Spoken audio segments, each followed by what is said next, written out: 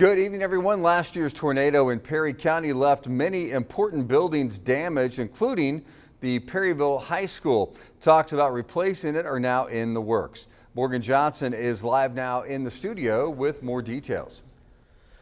Yeah, Jeff, today folks in Perryville gathered at Perry County Middle School to discuss a big topic.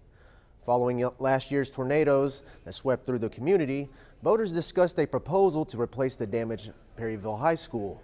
The District 32 Board of Education has put together a $60 million project, that will feature 34 classrooms, a gym, and a multi-purpose center. Majority of funding will have to go through Proposition K.I.D.S, which, if approved, will allow the district to increase its operating tax levy. Today we spoke with, I'm out of breath, with a teacher and former student who say a new building is crucial. As I was saying earlier, there's a three-legged stool. It's your school, your police, your law enforcement, and your hospitals. If one of those legs are broken, this community's going to fall apart almost. So we need just to find that way to get everybody together for one thing.